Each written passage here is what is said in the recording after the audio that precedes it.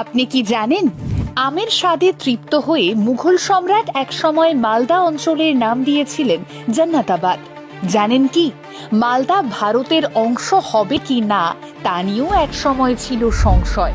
যদি না জানেন তাহলে আজকের ভিডিওতে আমরা আপনাকে মালদা নিয়ে এমন অনেক তথ্য দেব যা জেনে আপনার ভালো লাগতে বাধ্য।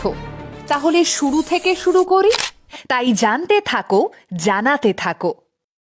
শোনা যায় মালদহ জেলার নামকরণ এই জেলার আদি বাসিন্দা মলদ গোষ্ঠীর নাম থেকে। আবার অনেকে এও বলেন ফরাসি মাল এবং বাংলার দহ শব্দের সমন্বয়ে এই জেলার নাম মালদহ।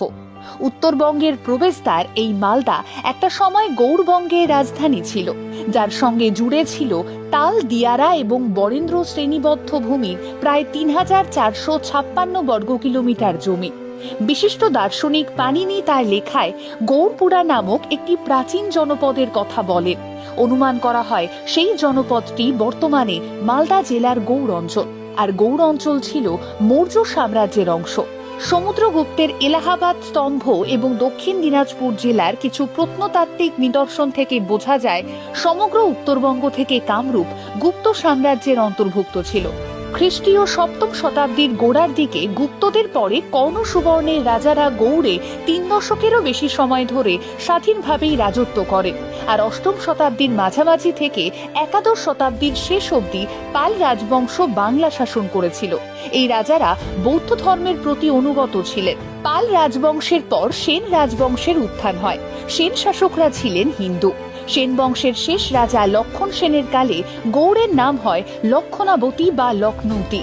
১২০৪ খ্রিস্টাব্দে গৌড় বখতিয়ার খলজি দ্বারা আক্রান্ত হয়, যাকে হারিয়ে মহারাজ লক্ষণ সেন পুনরায় গৌড় উদ্ধার করেন। এরপরও সেনবংশীয় বিশ্বরূপ সেন, কেশব সেন, মাধব সেন গৌড় শাসন করেছেন। তবে না, যুদ্ধ এখানেই থামেনি। এর পরবর্তী সময়ে ফিরোজ শাহ তুগলক, গিয়াসউদ্দিন সহ দিল্লির সুলতানদের দ্বারা মালদহের গৌড় বারংবার আক্রান্ত হয়েছে। পাশাপাশি মুসলিম শাসনকালের কিছু উল্লেখযোগ্য নিদর্শন গড়ে ওঠে, যেমন ফিরোজ মিনার, আদিনা মসজিদ, কোতোয়ালি দরজা ইত্যাদি। এও শোনা যায় আফগান সম্রাট শেরশাহ মালদা অঞ্চলে আধিপত্য বিস্তার করলেও তা মুঘল সম্রাট হুমায়ুন দ্বারা পুনঃপ্রতিষ্ঠিত হয়। গৌড় অঞ্চল খ্যাত আমের স্বাদে তৃপ্ত হয়ে তিনি এই অঞ্চলের নাম দেন জান্নাতাবাদ।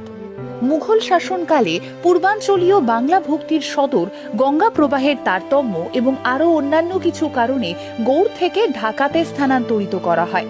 আর এর পরের অধ্যায়টা কম বেশি সকলের জানা। হ্যামিল্টনের সময় গাজল, মালদা, বামনগোলা এবং হাবিবপুরের কিছু অংশ দিনাজপুর জেলার